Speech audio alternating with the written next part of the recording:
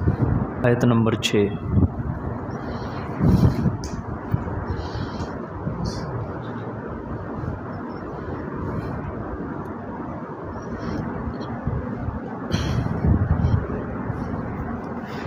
اعوذ باللہ من الشیطان الرجیم، بسم اللہ الرحمن الرحیم۔ وَلِلَّذِينَ كَفَرُوا بِرَبِّهِمْ عَذَابُ جَهَنَّمَ وَبِئْسَ الْمَصِيرُ إِذَا أُلْقُوا فِيهَا سَمِعُوا لَهَا شَهِيقًا وَهِيَ تَفُورُ تَكَادُ تَمَيَّزُ مِنَ الْغَيْظِ كُلَّمَا أُلْقِيَ فِيهَا فَوْجٌ سَأَلَهُمْ خَزَنَتُهَا أَلَمْ يَأْتِكُمْ نَذِيرٌ قَالُوا بَلَىٰ قَدْ جَاءَنَا نَذِيرٌ فَكَذَّبْنَا وَقُلْنَا مَا نَزَّلَ اللَّهُ مِن شَيْءٍ إِنْ أَنْتُمْ إِلَّا فِي ضَلَالٍ كَبِيرٍ وَقَالُوا لَوْ كُنَّا نَسْمَعُ أَوْ نَعْقِلُ مَا كُنَّا فِي أَصْحَابِ السَّعِيرِ فَاعْتَرَفُوا بِذَنبِهِمْ فَسُحْقًا لِأَصْحَابِ السَّعِيرِ إِنَّ الَّذِينَ يَخْشَوْنَ رَبَّهُمْ بِالْغَيْبِ لَهُمْ مَغْفِرَةٌ وَأَجْرٌ كَبِيرٌ وَأَسِرُّوا قَوْلَكُمْ أَوِ اجْهَرُوا بِهِ إِنَّهُ عَلِيمٌ بِذَاتِ الصُّدُورِ أَلَا يَعْلَمُ مَنْ خَلَقَ وَهُوَ اللَّطِيفُ الْخَبِيرُ۔ صدق اللہ العظیم۔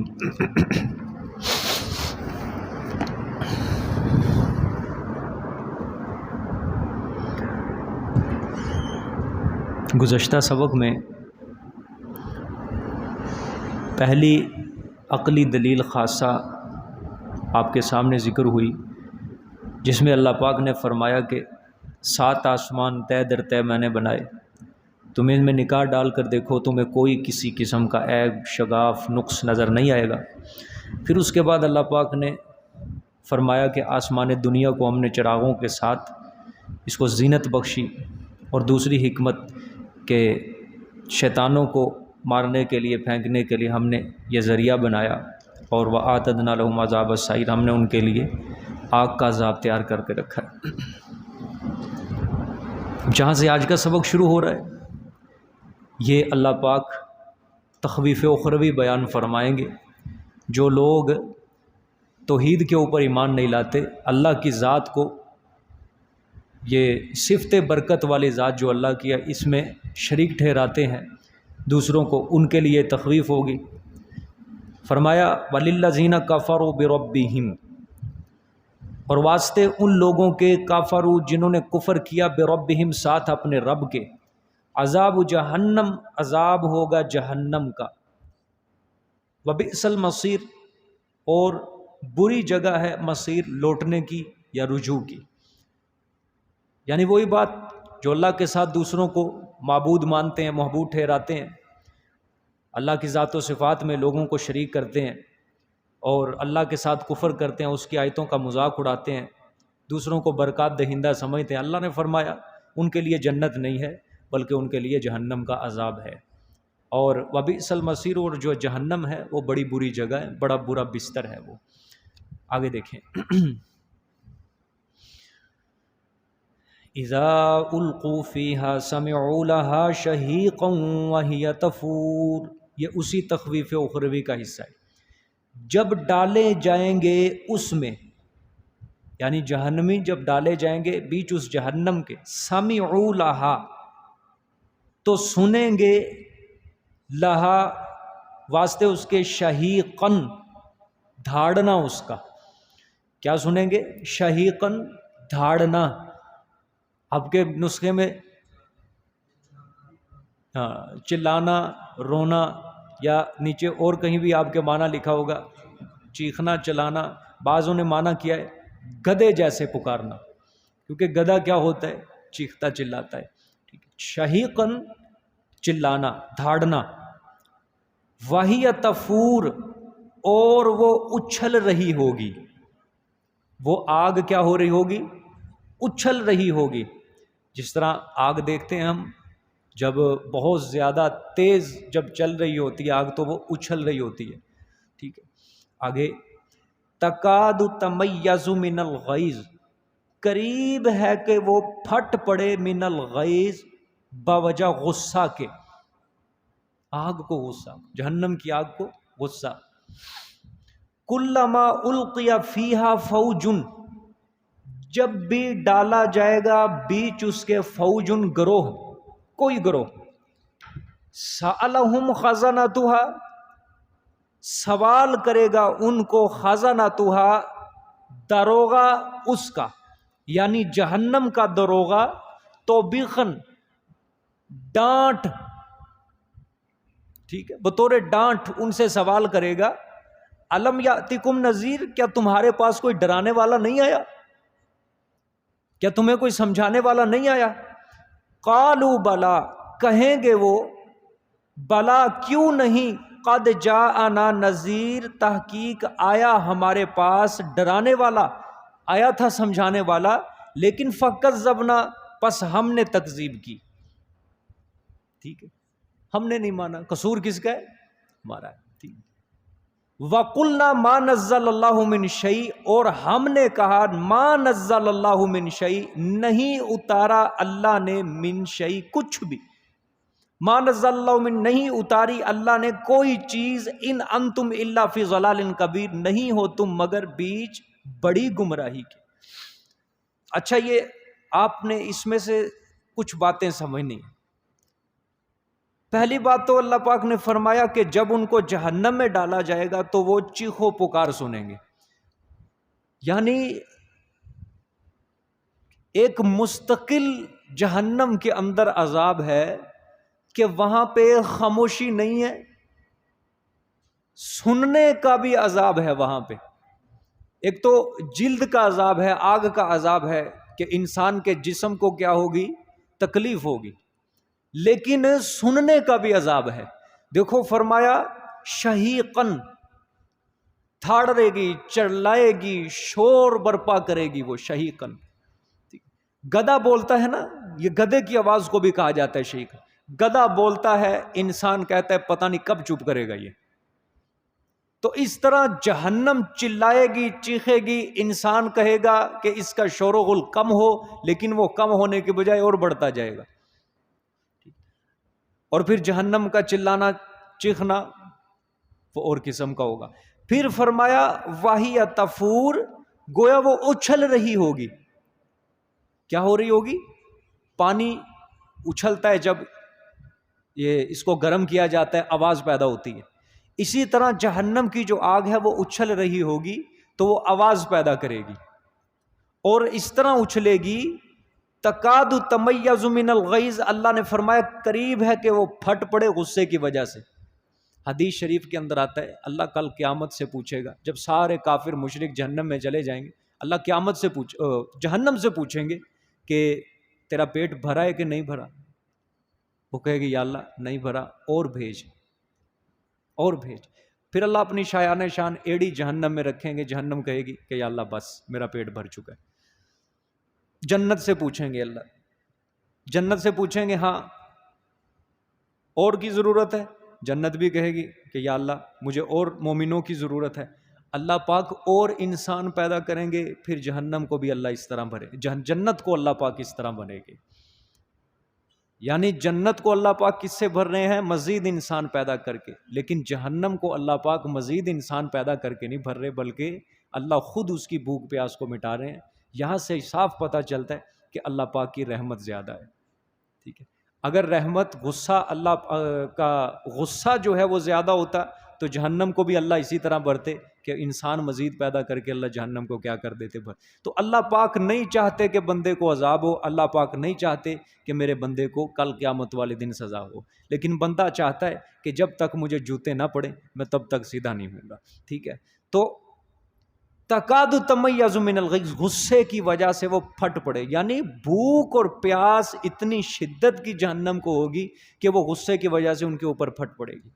آگے اللہ نے فرمایا کلما القی فیہا فوج سألہم، کہ جب کسی گروہ کو جہنم میں ڈالا جائے گا، یعنی گروہ در گروہ جہنم میں ڈالے جائیں گے نا، ٹھیک ہے۔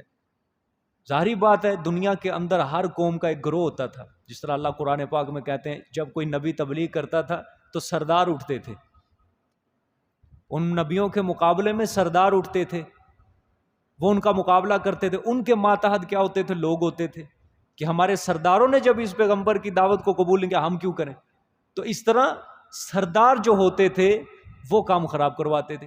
اسی طرح پھر کل قیامت والے دن بھی اسی طرح گروہ کے گروہ کہ سردار آگے ہوگا پیچھے اس کے متبعین ہوں گے, اس طرح گروہ کے گروہ جہنم میں ڈالے جائیں گے. اللہ نے فرمایا جب بھی کوئی گروہ جہنم میں ڈالا جائے گا نا تو سألہم خازنہ, تو وہ پھر داروغہ جہنم پھر سوال کرے گا اس گروہ سے کہ الم یأتکم نذیر, تمہارے پاس کوئی ڈرانے والا کوئی سمجھانے والا نہیں آیا تھا. ٹھیک ہے, پھر فرمایا قالوا بلا قد جاءنا نذیر, اللہ پاک فرماتے ہیں وہ کہیں گے کیوں نہیں ہمارے پاس ڈرانے والا آیا تھا.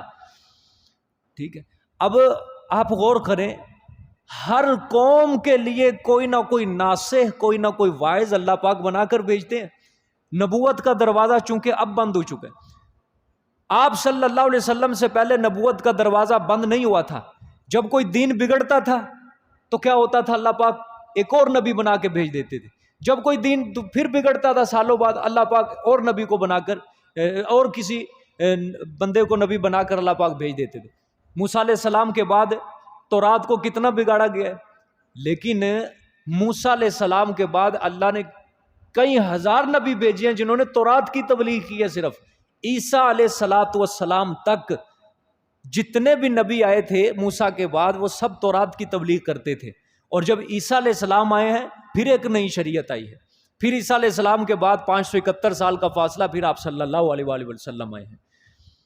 یعنی جب بھی کوئی نبی آیا دنیا سے چلا گیا تبلیغ کر کے, پھر کئی سالوں بعد قوم نے دین کا نقشہ بگاڑا, پھر اللہ پاک نے نیا نبی بھیجا تاکہ دین کو سدھارے. اس وقت علماء کے اوپر ذمہ داری نہیں تھی, جو قوم کے علماء ہوتے تھے ان کے اوپر دین کی ذمہ داری نہیں ہوتی تھی, ذمہ داری کسی کے اوپر نہیں. ٹھیک ہے, تو اب چونکہ نبوت کا سلسلہ بند ہو گیا ہے تو اللہ پاک نے وہ ذمہ داری کس پہ ڈال دی ہے, امت پہ ڈال دی کہ تم نے اپنے نبی کے دین کو آگے پہنچانا ہے. تو ظاہری بات ہے 1400 سال گزرے نبی نہیں ہے. ٹھیک ہے, قرآن پاک ہے, علماء ہے, اب دین کس سے سیکھا جائے گا, علماء سے سیکھا جائے گا. یہ واعظ ہیں, یہ دین سمجھانے والے ہیں. اگر ان کی قدر نہیں ہوگی, ان کی عزت نہیں ہوگی, پھر دین کبھی بھی اس کی نشر و اشاعت نہیں ہو سکتی. تو آج اگر کوئی کافر ہے تو اس سے بھی یہ سوال ہو سکتا ہے کل قیامت والے دن, اور ہوگا, تمہارے پاس کوئی واعظ نہیں آیا, کوئی ڈرانے والا نہیں ہے. تو آج مسلمانوں کے کتنے نیک گروہ علماء پوری دنیا کے اندر تبلیغ کا کام سر انجام دے رہے ہیں. تو وہ کیا ہے, اسلام کی دعوت. ان کے اوپر اب وہ اللہ نے ذمہ داری ڈال دیا کہ وہ اسلام کا وہ پیغام دنیا کے چپے چپے کونے کونے تک پہنچا رہے ہیں. تمہارے پاس کوئی ڈرانے والا نہیں آیا. پھر کہیں گے ڈرانے والا آیا تھا لیکن فکذبنا, ہم نے خود تکذیب کی. آج مسلمان بھی اس چیز کا شکار ہیں. کوئی عالم کوئی بندہ اچھی بات کرتا ہے تو پھر یہ آگے سے اس کی کیا کر دیتے ہیں, تکذیب ہی کرتے ہیں, نہیں مانتے. ٹھیک ہے, مذاق اڑاتے ہیں, مذاق اڑاتے ہیں کہ مولوی دے کر دے رہندے ادا دی گلاں, اور دیکھ کے بھاگ جاتے ہیں, ہمیں کوئی اچھی بات نہ بتا دے, اور پھر دعویٰ کرتے ہیں ہمیں رسول سے محبت ہے, ہمیں اللہ سے محبت. تو ایسے تو مسلمان نہیں ہوتے.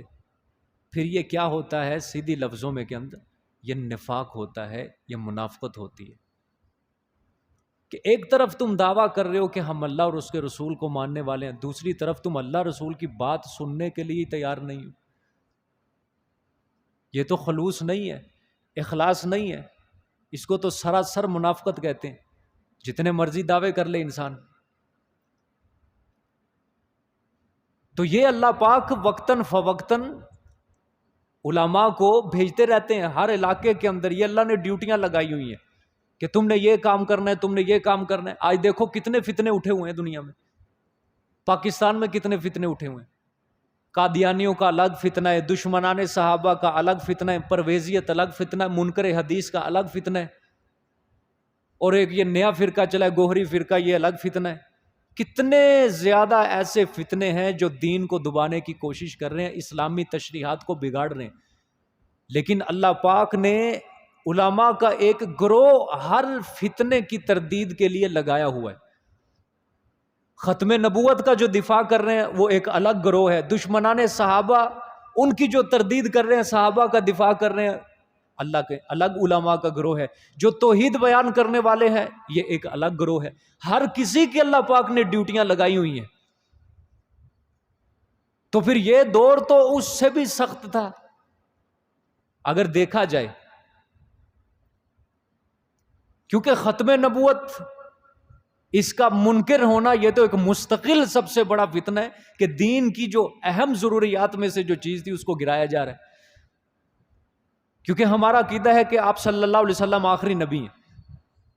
آپ کے بعد جو نبوت کا دعویٰ کرے گا وہ کذاب ہے، دجال ہے، جھوٹا ہے. قیامت تک آپ صلی اللہ علیہ وسلم کے بعد کوئی نبی نہیں آئے گا. ہمارے قائد اب اگر اس عقیدے میں کوئی ٹھیس پہنچائے گا، جو کہے گا الیاذ باللہ نقل کفر کفر نباشت، آپ کے بعد بھی نبوت جاری ہے، تو بتاؤ یہ کتاب پھر کہاں جائے گی؟ کدھر جائے گی یہ کتاب؟ اسلام کہاں جائے گا؟ ہمیں کہنا پڑے گا کہ اسلام منسوخ ہو گیا، اب نیا دین آ چکا ہے. تو اب مجھے یہ بتاؤ، ان قادیانیوں کی تردید کرنے کے لیے عوام تو نہیں کھڑی؟ کون کھڑے ہیں؟ بولو سارے. جب بھی کوئی ان کی طرف سے کوئی نئی کتاب ختم نبوت کے خلاف لکھی جاتی ہے، ختم نبوت کی عقیدے کی تردید میں قادیانی لکھتے ہیں، تو اس کا جواب کون دیتے ہیں؟ سوشل میڈیا کے اوپر بیٹھے ہوئے پینٹ کوٹ ڈالنے والے. یہ تو بے ایمان ان کو مسلمان قرار دینے کے لیے ہر وقت تلے ہوئے ہیں. آپ کے اگر ملک سے علماء کو ایک طرف کر دو، بھیج دو کئی دوسرے ملک، دیکھو یہ کیا کرتے ہیں. یہاں پہ صحابہ کو علی الاعلان الیاذ باللہ چونکوں میں گالیاں دی جائیں گی، اما عائشہ کو گالیاں دی جائیں گی. قادیانی علی الاعلان چوکوں کے اندر یہ تبلیغ کریں گے اور رسول اللہ صلی اللہ علیہ وسلم کی ختم نبوت کے خلاف بھونکیں گے، اور قادیانی کو نبی بنانے کی یہ پوری کوشش کریں گے. ہر جگہ قادیانی، مرزا ملعون کے چرچے ہوں گے. تو آج اگر کوئی قادیانی اٹھتا ہے، کوئی نیا فتنہ اٹھتا ہے، تو سب سے پہلے اس کی تردید کون کرتا ہے؟ علماء کرتے ہیں. تو ہمیں تو قدر کرنی چاہیے کہ ہمارے دین کے محافظ ہیں. اگر پاک فوج کی قدر آپ اس لیے کرتے ہو کہ یہ سرحدوں کے محافظ ہیں، تو علماء کی قدر اس لیے کرو کہ آپ کی نظریاتی سرحدوں کے محافظ ہیں، یہ آپ کے نظریے کے محافظ ہیں. اگر ان کی قدر نہیں رہی، اگر ان کو دلوں سے نکال دیا تو سب کچھ بگڑ جائے گا. کیونکہ اس وقت دین کے حاملین، دین کے محافظ جو ہیں وہ علماء کرام ہیں. تو قرآن پاک کی روح سے جو اب جو اللہ پاک نے فرمایا، کیا تمہارے پاس ڈرانے والا نہیں آیا؟ ظاہری بات ہے آج کا مسلمان جو ہوگا یا آج کا جو کافر ہوگا، وہ بھی، اس نے بھی جواب دینا، اللہ نے اس سے بھی سوال کرنا ہے، تیرے پاس ڈرانے والا کوئی نہیں آیا؟ ظاہری بات ہے نبی تو نہیں آیا، لیکن نبی کے وارث تو کوئی نہ کوئی آیا ہوگا. اس وجہ سے آج اس آیت کی روح سے اس میں مستقل فضیلت علماء کرام کی بھی ہے کہ جو عالم نبی پاک صلی اللہ علیہ وسلم کے رستے پہ چل کے آپ صلی اللہ علیہ وسلم کا پیغام دنیا تک پہنچا رہا ہے، آپ صلی اللہ علیہ وسلم کی اسلام کی تبلیغ، دین کی تبلیغ کر رہا ہے، تو گویا وہ قرآن کی نظروں میں ایک ڈرانے والا نذیر، وہ بھی قرآن کی نظروں میں آئے گا. بات سمجھ آ رہے ہے کہ نہیں؟ اگر کوئی عام آدمی کر دے، صرف عالم ہی نہیں، کوئی عام آدمی، رعایا میں سے کوئی اچھا سمجھدار ہے جس کو قرآن کا علم ہے، حدیث کا علم ہے، اگر وہ کسی کافر کو تبلیغ کرتا ہے، اسلام کی دعوت دیتا ہے، تو سمجھو اس کے اوپر بھی اس نے حجت پوری کر دی ہے. کل قیامت والے دن اگر اللہ اس کافر سے سوال کرے گا، تیرے پاس ڈرانے والا کوئی نہیں آیا، تیرے پاس رسول کے دین کی تعلیم دینے والا کوئی نہیں آیا، قرآن کی تعلیم دینے والا کوئی نہیں آیا، وہ کافر بولے گا ضرور کہ یا اللہ آیا تھا، لیکن فَكَذَّبْنَا، تکذیب میں نے کی ہے. اور پھر کیا کہا؟ وَقُلْنَا مَا نَزَّلَ اللَّهُ مِن شَيْءٍ، اور ہم نے کہا کہ اللہ نے کوئی چیز نہیں اتاری. کافر تو کافر رہا. ہمارے لوگ کیا کہتے ہیں؟ ہمارے لوگ کیا کہتے ہیں جواب کے اندر؟ کہ اے مولویاں دیاں اپنی ہی گلاں. جب آپ ان کو کوئی حدیث سناؤ گے، کوئی قرآن کی بات سناؤ گے، ہٹ درم ضدی لوگ، انادی لوگ کہتے ہیں اے مولویاں دے اپنی فتوی ہے. گویا نظریہ ایک ہے لیکن بات کرنے کا انداز ذرا الگ ہے. کافر کوئی چیز نہیں اتاری، اور جو مسلمان ہٹ درم ضدی بے دین قسم کا وہ کہے گا اے مولویاں دی اپنی گل. ظاہری بات ہے، پتہ ہے اگر اس کی طرف نسبت کر دی اللہ کی طرف، قرآن پاک سچی کتاب ہے، لیکن جب سنتے ہیں وہ مولوی صاحب کے منہ سے قرآن کا کوئی نہیں اے اپنے اللہ ترجمے کر دے سارے. اللہ پاک راہ ہدایت نصیب فرمائے. حال کوئی نہیں ہے اس وقت، معاشرے کا حال کوئی نہیں. ان انتم الا فی ضلال کبیر، نہیں ہو تم مگر بیچ بڑی گمراہی کے. اپنے آپ پہ ملامت کریں گے. اچھا اب دیکھو، دنیا کے اندر ڈرانے والے ان کے پاس آئے، نہیں مانتے، لیکن جب انہوں نے اپنے سامنے جوتا دیکھا، ڈنڈا پڑتا دیکھا، پھر مان گئے. پھر ایسے لوگوں کا یہی علاج ہوتا ہے.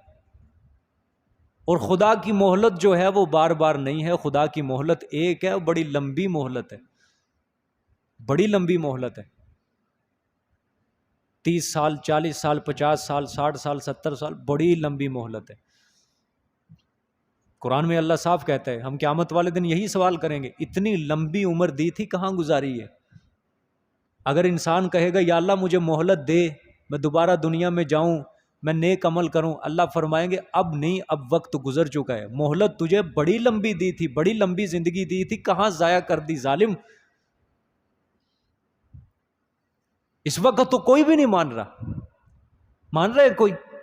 ٹھیک ہے، اب دیکھیں آگے، وَقَالُوا لَوْ كُنَّا نَسْمَعُ أَوْ نَعْقِلُ مَا كُنَّا فِي أَصْحَابِ السَّعِيرِ. اللہ اکبر. تو وقالو، اور کہیں گے اگر ہوتے ہم نسمعو، سنتے، اگر ہوتے ہم سنتے، او نعقلو، یا ہم عقل سے کام لیتے. یہ ہے نا، لو کننا نسمعو، اگر ہوتے ہم سنتے. کیا سنتے؟ کسی ناصح کی بات، کسی واعظ کی بات، کسی نصیحت کرنے والے کی بات اگر ہم سنتے، او نعقلو، یا ہم عقل سے کام لیتے، ما کننا فی اصحاب السعیر، تو نہ ہوتے ہم بیچ آگ والوں سے. اب یہ قرآن پاک کیا کہہ رہا ہے؟ قرآن کہتا ہے جو بات تم نے کل قیامت والے دن ماننی ہے، آج ہی وہ کام کر لو. کل بھی تو تم نے کہنا ہے نا، اگر آج دنیا میں نہیں مان رہے. اگر ہم سنتے، اگر ہم عقل سے کام لیتے تو آج آگ والوں میں سے نہ ہوتے. وہی بات کہ آج قرآن پاک کی اس آیت سے ایک بات تو یہ ثابت ہوتی ہے کہ جو بندہ بے دین ہے، غافل ہے، وہ عقل مند نہیں ہے. دیکھ لو، نسمع او نعقل کا لفظ ہے. جب کل قیامت کے دن جہنم میں کھڑے ہوں گے، کیا کہیں گے؟ عقل سے کام لیتے. گویا دنیا کے اندر وہ عقل سے کام نہیں لے رہے. اس وقت ہر بندہ اپنے آپ کو کیا سمجھ رہا ہے؟ عقل مند سمجھ رہا ہے، اور اعلیٰ ترین انسانوں میں اپنا شمار کرتا ہے. وہ قصور نہیں نہ مانتا کوئی بھی، یا مانتا ہے کوئی قصور اپنا؟ کوئی نہیں مانتا. ہر بندہ اپنے اوپر جب بات آتی ہے تو اعلیٰ مومن سمجھتا ہے اپنے آپ کو، اعلیٰ مسلمان سمجھتا ہے. دوسرے بندے اس کو اچھے نظر نہیں آتے، دوسرے بندوں کو وہ قصوروار سمجھتا ہے. آپ کسی کے پاس بیٹھ جائیں، کوئی مجلس کے اندر بیٹھ جائیں، آپ کو ہر بندے کی زبان سے آپ کو یہ بات سنے گی، یار ہمارا معاشرہ یہ، ہمارا معاشرہ اس طرح، ہمارا معاشرہ اس طرح، یہ نہیں ہونا چاہیے، یہ نہیں ہونا چاہیے، یہ برائی نہیں ہونی چاہیے. لیکن جب اس کی اپنی باری آتی ہے، جب اپنے اوپر بات آتی ہے عمل کی، تو پھر کہاں جاتے ہیں؟ پھر سارا کچھ بھول جاتے ہیں. گویا ہر انسان آج اپنا قصور نہیں مان رہا، اپنے آپ کو ہر بندہ فی الحال عقل مند سمجھ رہا ہے، لیکن حقیقت کے اندر قرآن کی نظروں میں عقل مند نہیں ہے. وہ حقیقت میں قرآن کی نظروں کے اندر عقل مند کون ہے؟ جو آخرت کی فکر، خوف خدا دل کے اندر رکھتا ہے، حضور صلی اللہ علیہ وسلم کی تعلیمات پر چلتا ہے. قرآن اس کو کہتا ہے یہ عقل مندی سے کام لے رہے اصل. یا آج ہمارے مسلمانوں کے زیادہ سے زیادہ آج کیا نظریہ ہے کہ ترقی کون کرتا ہے؟ سوال ہے 14ویں صدی کے اندر اگر سوال ہو کہ ترقی یافتہ انسان کون ہے، آپ کا جواب کیا ہوگا؟ جی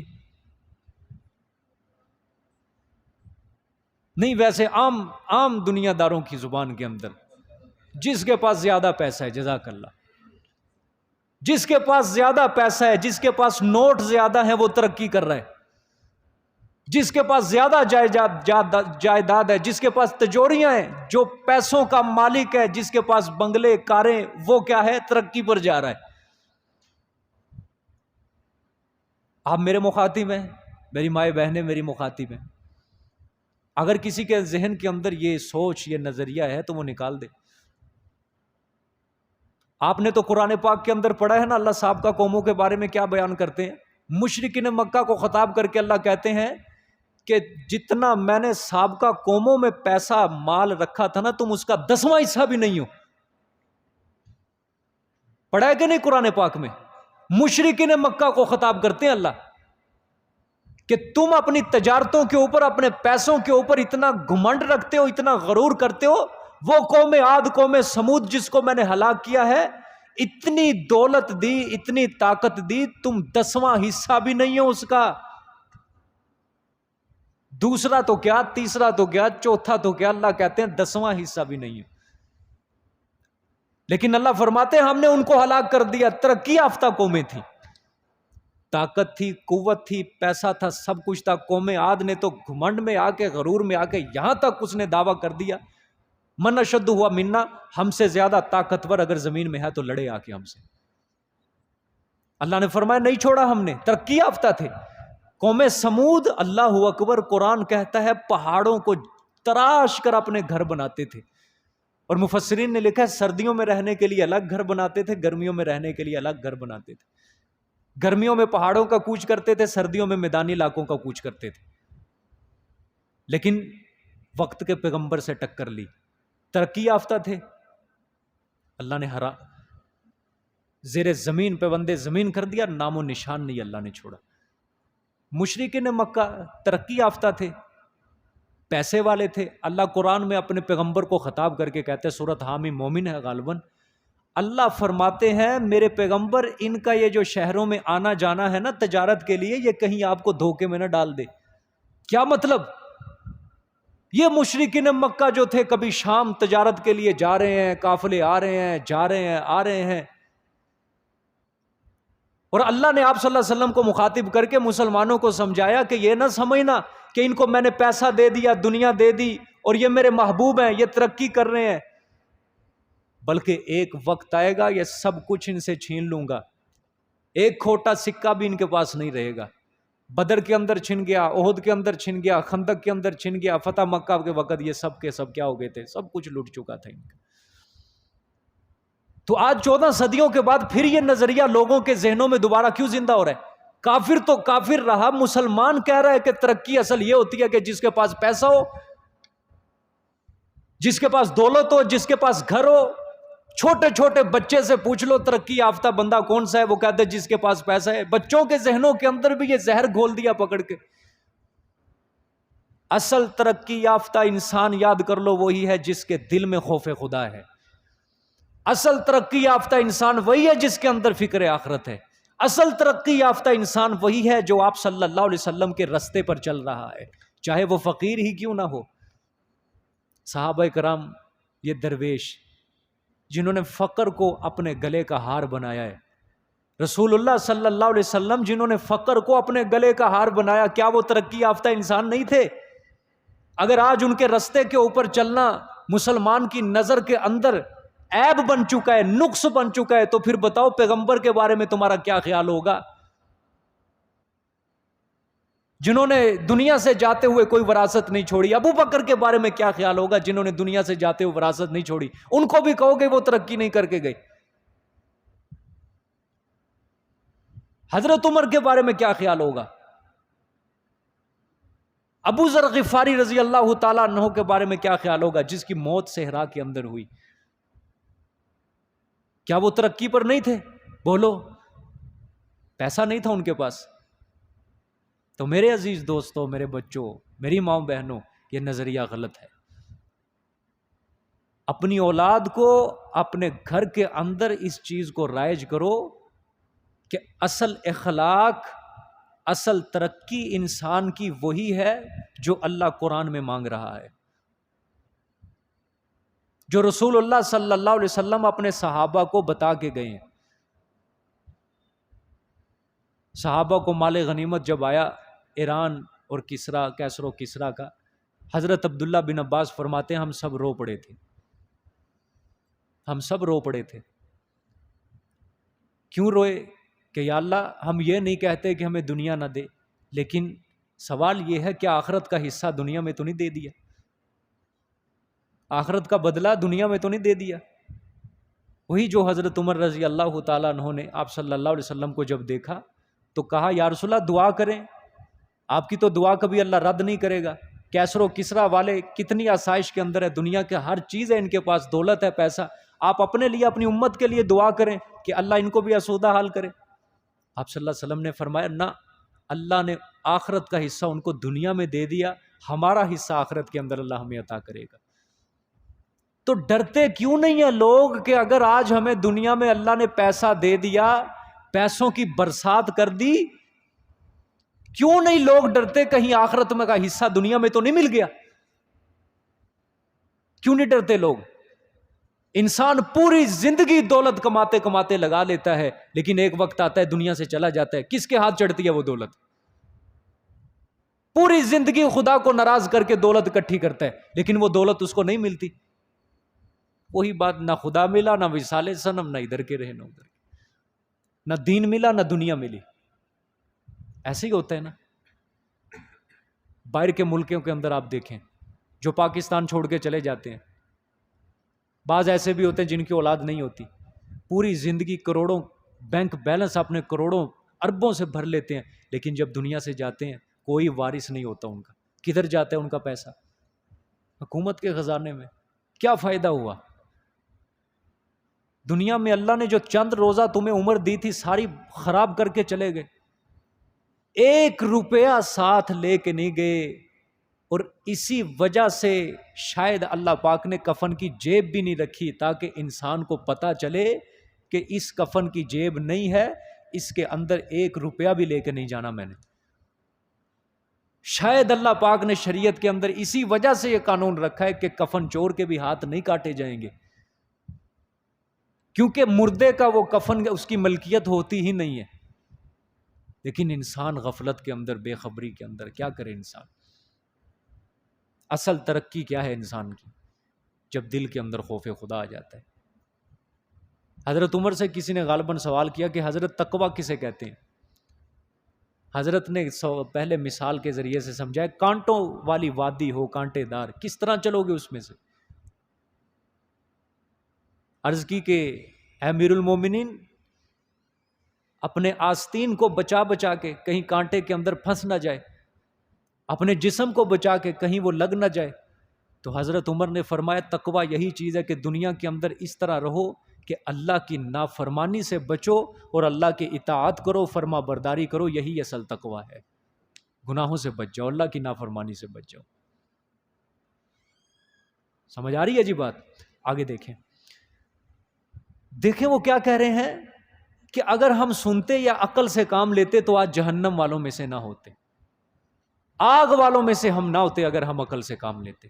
کتنی بڑی بات ہے یہ۔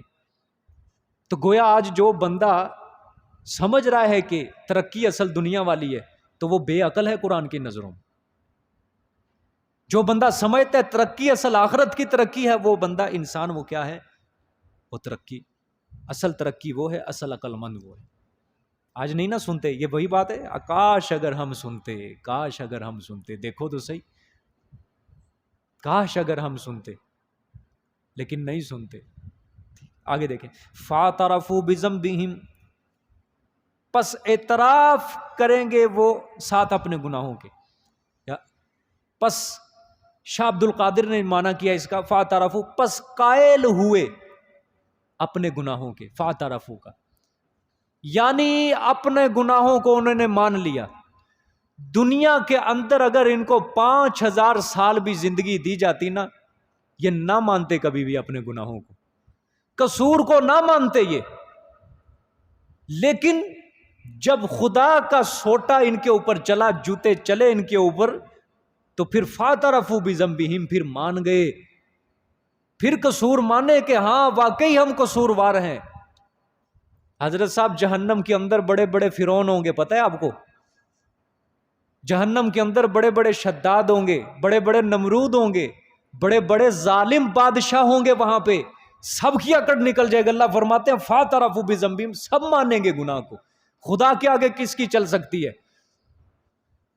طاقتوں والا، قوتوں والا، کائنات کا پورا نظام چلانے والا، جس کے علم کے اندر کائنات کا ذرہ ذرہ ہے،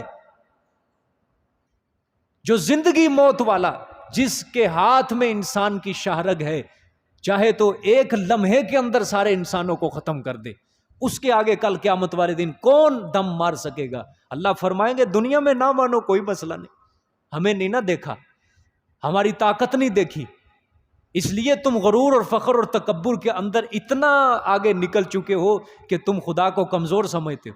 جب میری تم طاقت دیکھو گے تو فاعترفوا بذنبہم، تمہیں اپنے گناہ ماننے پڑیں گے، اور مانو گے، مجبوراً مانو گے تم کہ ربا واقعی دنیا کے اندر قصوروار تھے۔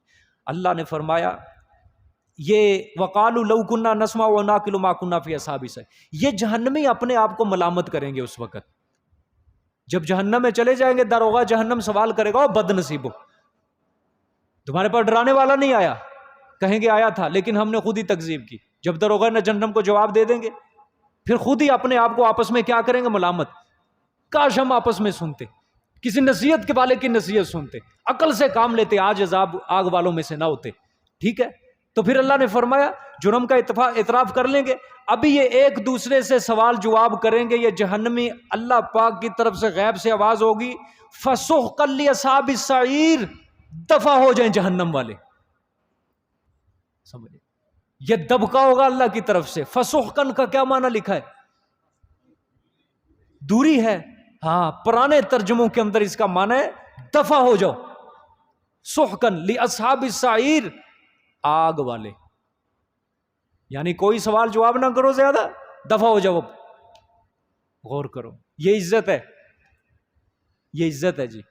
دنیا کے اندر انسان کتنے سال عزت کمانے پہ لگاتے ہیں، جھوٹی عزت، پیسوں کے ذریعے، کھلونوں کے ذریعے، کھیل تماشا ہے نا دنیا۔ اللہ پاک نے فرمایا کھیل تماشے کے اندر کود کود کے انسان عزت کماتا ہے، اور جہنم میں یہ عزت ہے۔ اللہ فرمائیں گے فسوح کر لیا سا، دفع ہو جاؤ سارے جہنم والے۔ یعنی کیا مطلب؟ دوری، ہماری رحمت سے آج کے بعد ہمیشہ کے لیے دور ہو، تو کبھی بھی آج کے بعد ہماری رحمت کے تم مستحق نہیں ہو، عذاب ہمیشہ کے لیے تمہارا مقدر بن چکا ہے۔ مومن اور کافر میں یہی فرق ہے، مومن اور کافر میں یہی فرق ہے کہ مومن جنت میں جائے گا، ضرور جائے گا، جس کے دل میں ایمان ہے، توحید ہے، لیکن کافر ہمیشہ کے لیے جہنم میں جائے گا۔ اس لیے دعا کے اندر یہ ضرور حصہ بناؤ، یا اللہ موت دینا تو ایمان والی موت دینا۔ آپ کے لیے اس سے بڑی دعا کوئی نہیں ہے۔ یا اللہ مرتے وقت کلمہ مبارک زبان پہ جاری ہو جائے، بس کلمہ شہادت کا ورد کیا کرو، ٹھیک ہے؟ ویسے بھی ہماری زندگیاں کیا زندگیاں ہیں، کون سی ہم نے عبادتوں کے اندر ٹاک کر لی ہے؟ قیام اللیل کون سا ہے؟ 2 لوگ چلے گئے دنیا سے، ختم ہو گیا۔ وہ پرانے لوگ تھے پوری پوری رات قیام اللیل کیا کرتے تھے، پرانے لوگ تھے پوری پوری رات آپ صلی اللہ علیہ وسلم کی حدیث سامنے رکھ کے امت کے استفادہ کے لیے حدیث سے مسائل استنباط کرتے تھے، نکالا کرتے تھے۔ ایک واقعہ ہے ان کا، امام شافعی اور امام احمد بن حنبل رحمۃ اللہ علیہ، دونوں استاد شاگرد ہیں یہ، امام شافعی امام احمد بن حنبل کے استاد ہیں یہ، لیکن مسلک الگ الگ ہے۔ امام شافعی کے مقلد الگ ہیں، امام احمد کے الگ ہیں، امام مالک کے الگ ہیں، اور امام ابو حنیفہ کے الگ ہیں۔ لیکن یاد رکھنا یہ تینوں امام ابو حنیفہ کی سب سے زیادہ عزت کیا کرتے تھے۔ امام شافعی امام ابو حنیفہ کی عزت کرتے تھے، امام احمد بن حنبل بڑی عزت، یہ تو بعد میں آئے ہیں۔ امام ابو حنیفہ تو صحابہ کے دور میں پیدا ہوئے 80 ہجری کو، 110 ہجری کو آخری صحابی دنیا سے فوت ہوا ہے، 80 ہجری میں امام ابو حنیفہ پیدا ہوئے، یعنی صحابہ کے دور میں، تابعی بھی ہیں وہ، اور باقی یہ سارے بعد میں آئے ہیں۔ امام احمد بن حنبل جو تھے یہ بغداد کے رہنے والے تھے، وہاں پیدا ہوئے، عراق کا علاقہ ہے بغداد، وہاں پیدا ہوئے۔ تو امام شافعی رحمۃ اللہ علیہ امام احمد بن حنبل کے کیا ہیں؟ استاد ہیں. امام احمد بن حنبل شاگرد ہیں. تو امام احمد بن حنبل ان سے احادیث سے کا استفادہ کیا کرتے تھے، لیا کرتے تھے. تو امام احمد بن حنبل جو ہیں وہ اپنے گھر اپنے امام اپنے استاد کی بڑی تعریف کیا کرتے تھے کہ میرے استاد جو ہیں وہ بڑے عبادت گزار ہیں، میرے استاد جو ہیں شافعی بڑے متقی ہیں، پرہیزگار ہیں. اصل نام ان کا ادریس تھا، امام شافعی کا. ایک بار حضرت امام احمد بن حنبل نے اپنے استاد امام شافعی کو گھر بلایا، دعوت کی. رات کا وقت تھا، رات کا کھانا تناول فرمایا. امام شافعی رحمۃ اللہ نے پیٹ بھر کے کھایا. کھانا کھا کے فوراً مہمان خانے میں جا کے بستر پر جا کے لیٹ گئے. الگ کمرے ہوتے تھے اس وقت. آج بھی کئی جگہوں پہ لوگوں نے مہمان خانہ اپنے گھر کے اندر مستقل بنایا ہوتا ہے. تو امام شافعی نے کھانا کھا کے کہاں چلے گئے؟ بستر پر جا کے لیٹ گئے. صبح ہوئی. امام احمد بن حنبل کی بیٹی جو تھی انہوں نے باپ سے سوال کیا کہ ابا جان کیا یہ وہی ہیں جن کا آپ ہمیں تذکرہ سناتے رہتے ہیں؟ امام نے فرمایا کہ ہاں یہ وہی ہیں امام شافعی میرے استاد جو ہیں. تو بیٹی نے کہا میں نے رات ان کے اندر 3 ایسی چیزیں دیکھی ہیں، مجھے بڑا تعجب ہوا ہے، بڑی حیرانگی ہوئی ہے. امام نے کہا ہاں پوچھو کون سے تعجب ہوا ہے، کیا حیرانگی ہوئی؟ بیٹی نے کہا کہ ابا جان میں نے دیکھا کہ یہ انہوں نے پیٹ بھر کر کھانا کھایا ہے. آپ کی نظروں میں پیٹ بھر کر کھانا کھانا عیب نہیں ہے بلکہ صحت مندی کی علامت ہے، لیکن بزرگان دین کی نظروں میں پیٹ بھر کر کھانا کھانا مستقل عیب سمجھا جاتا تھا، کیونکہ اس سے سستی پیدا ہوتی ہے، کاہلی پیدا ہوتی ہے، اس کی وجہ سے عبادت میں دل نہیں لگتا. تو اس وقت تعجب کیا کہ زیادہ کھانا کھایا. اور دوسرے میں نے چیز دیکھی ہے، یہ دسترخوان سے اٹھے سیدھا جا کے لیٹ گئے. پوری رات نہ انہوں نے قیام اللیل کیا ہے نہ تہجد پڑھی ہے، کوئی چیز نہیں. اور تیسری چیز میں نے ان کے اندر دیکھی کہ میں نے ان کے سرہانے ان کے قریب پانی کا لوٹا رکھا تھا تاکہ یہ نماز کے لیے کیا کر سکے، وضو کر سکے. تو لوٹے کو ہاتھ تک نہیں لگایا، پانی بھی اسی طرح پڑا ہے، اور فجر کی نماز انہوں نے ایسے ہی پڑھ لی بغیر وضو کے. 3 چیزیں. امام احمد بن حنبل بڑے پریشان ہوئے کہ یہ کیا میری بیٹی نے 3 باتیں نوٹ کی. اس وقت بچے تھے، یہ اس طرح کے تھوڑے للڑ باز جو بچے یہ آج کل جو ہیں انٹرنیٹ کی پیداوار، فیس بک کی پیداوار، ان کو کیا پتہ ہے دین کا، ان کو کیا پتہ وضو کیسے ہوتا ہے، غسل کیا ہوتا ہے، دین کیا ہوتا ہے، رسول اللہ صلی اللہ علیہ وسلم. دیکھو بچے نے کیسے نوٹ کی ہیں باتیں 3 کہ جن کے تذکرے سناتے ہیں متقی وہ تو رات کو عبادت بھی نہیں کی نہ پوری رات. اس کا مطلب اس بچی نے امام شافعی کے اوپر نظر لگائی ہوگی نا کہ دیکھتی ہوں تہجد بھی نہیں پڑھی اور نماز فجر کے لیے بغیر وضو کے نماز پڑھ لی. امام نے صبح امام شافعی سے پوچھا کہ حضرت صاحب میری بیٹی اعتراض اٹھائے بیٹھی ہے، مجھے جواب دیں. امام شافعی نے پھر سوال کے جواب دیے. دیکھو سنو ائمہ سلف کی کتنی پاکیزہ زندگیاں تھیں، سبق حاصل کرنا چاہیے ہمیں ایسے واقعات سے. امام شافعی نے فرمایا کہ پہلا جو تمہارا سوال ہے، میں نے کھانا زیادہ تناول کیا. امام شافعی نے فرمایا احمد میں خدا کی قسم اٹھا کے کہتا ہوں مجھے یقین ہے تیرا کھانا حلال کا ہے، اس لیے تیرا کھانا میں نے زیادہ کھایا، اور مجھے پتا ہے تو کریم ہے. کریم مطلب کہ عزت والا، یا اس کا دوسرا مطلب ہوتا ہے اللہ کے راستے میں خرچ کرنے والا دل کھول کر. تو کہا کہ میں نے کریم کا کھانا بطور علاج کھایا ہے، اور بخیل آدمی کا کھانا کھانا مرض بڑھاتا ہے، اور کریم آدمی کا کھانا کھانا یہ علاج ہوتا ہے. اس لیے میں نے تیرا کھانا جو زیادہ کھایا ہے محض پیٹ بھرنے کے لیے نہیں کھایا بلکہ بطور علاج کے کھایا ہے. پہلے سوال کا جواب. دوسرے سوال کا جواب کہ میں پوری رات سویا رہا، تہجد نہیں پڑی. امام شافعی نے جواب دیا کہ میں پوری رات جب میں تکیے کے اوپر اپنا سر رکھ کے سونے لگا تو میرے ذہن کے اندر رسول اللہ صلی اللہ علیہ وسلم کی کچھ حدیث آئیں. میں نے ان حدیثوں سے پوری رات 72 مسئلے نکالے کہ وہ 72 مسئلے پوری امت کے لیے فائدہ مند ہوں گے. غور کرو، غور خدا کے لیے. بعض حدیثیں میرے ذہن کے اندر آ گئی، میں سونے لگا تھا، میں نے پوری رات ان حدیثوں سے 72 مسئلے نکالے. یہ تو نفلی عبادت تہجد سے بھی بڑھ کر چیز تھی کہ تہجد پڑھنا نفلی عبادت صرف اپنے نفس کے اصلاح کے لیے ہوتی ہے، لیکن رسول اللہ صلی اللہ علیہ وسلم کے حدیث سے مسائل کا استنباط کرنا، نکالنا، اس سے اپنے آپ کو بھی فائدہ اور قیامت تک آنے والے پوری امت کو فائدہ. تو امام نے فرمایا اس لیے میں پوری رات علم کے اندر مصروف رہا اگرچہ میں لیٹا ہوا تھا.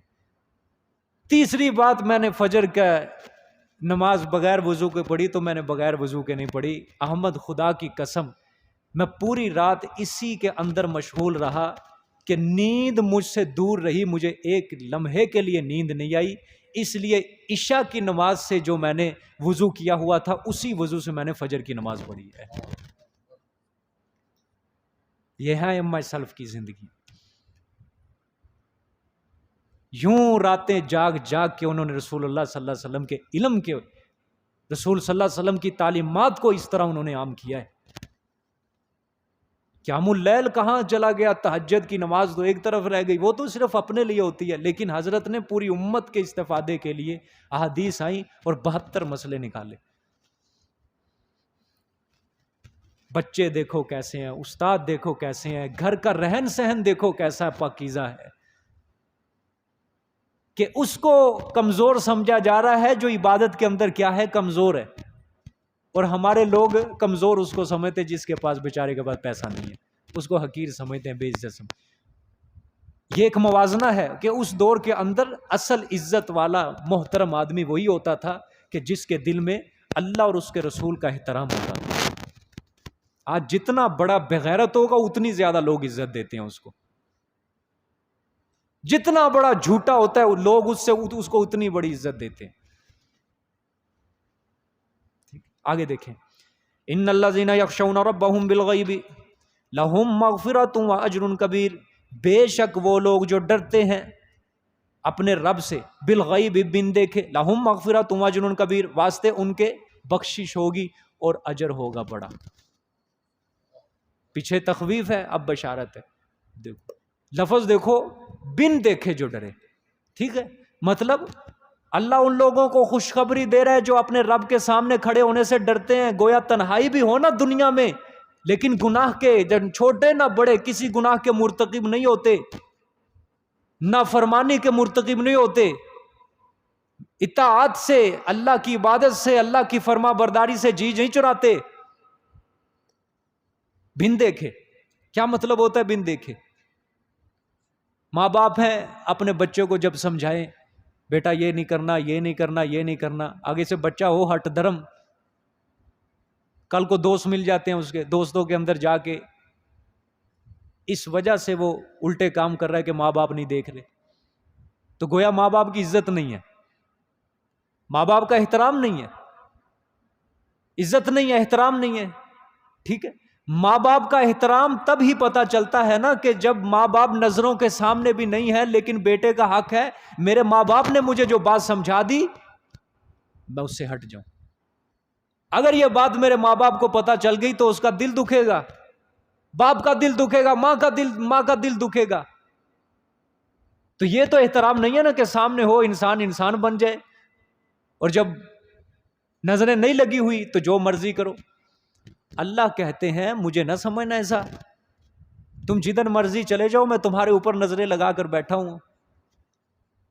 تنہائی میں ہو، سفر میں ہو، حضر میں، خلوت میں، جلوت، جہاں مرضی میں دیکھ رہا ہوں تمہیں.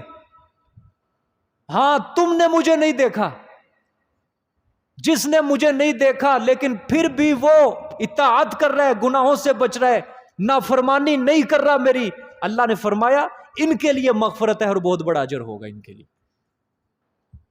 یہ مستقل ایک اللہ کی طرف سے انعام ہے اور بندوں کی تعریف کی جا رہی ہے. چلو اللہ کو دیکھ لیتے لوگ کہتے نا بابا اللہ بڑا طاقتور ہے، نہ اس سے نہ ٹکرانا.